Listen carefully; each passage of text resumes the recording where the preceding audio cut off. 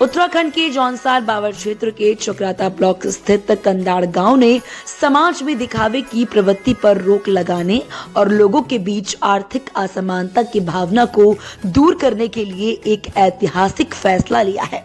गांव के लोगों ने सर्वसम्मति से निर्णय लिया है कि सार्वजनिक शादियों और अन्य आयोजनों में महिलाएं सोने के केवल 3 गहने ही पहनेंगी। इन 3 गहनों में कान में झुमके, गले में मंगलसूत्र और नाक में लौंग शामिल है। इस नियम की अनदेखी करने वालों पर गांव की ओर से 50,000 रुपए का भारी अर्थदंड यानी कि जुर्माना लगाया जाएगा। कहा जा रहा है कि कंदाड़ गांव का ये फैसला समाज में सादगी और समानता को बढ़ावा देने की दिशा में एक सशक्त उदाहरण पेश करता है।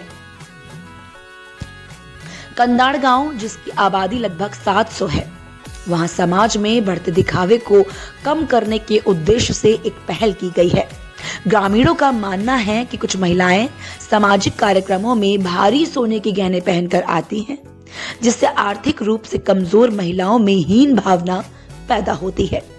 इसी असमानता की भावना को दूर करने के लिए अब गहनों की सीमा तय की गई है, ताकि सभी लोग आत्मसम्मान के साथ कार्यक्रमों में भाग ले सके।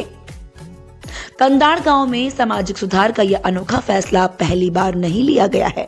चक्राता ब्लॉक में इससे पहले भी कई पुरानी प्रथाओं को त्यागा जा चुका है, जिससे पता चलता है कि गांव के लोग किस तरह से समाज में बदलाव लाने की कोशिश कर रहे हैं। उदाहरण के तौर पर शराब पर प्रतिबंध लगाना।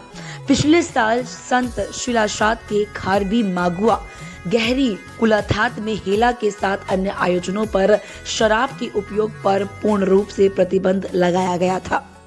शादी के रिवाजों में बदलाव किया गया। शादी में मामा की तरफ से मिठाई लेने और मामा को मिठाई देने जैसे रिवाजों पर भी रोक लगा दी गई थी। नशीले पेय पर रोक। 10 फरवरी को बुरासी, बगती, बदराह और टिमरा में शादी के दौरान नशीले पेय पदार्थों पर प्रतिबंध लगा दिया गया था।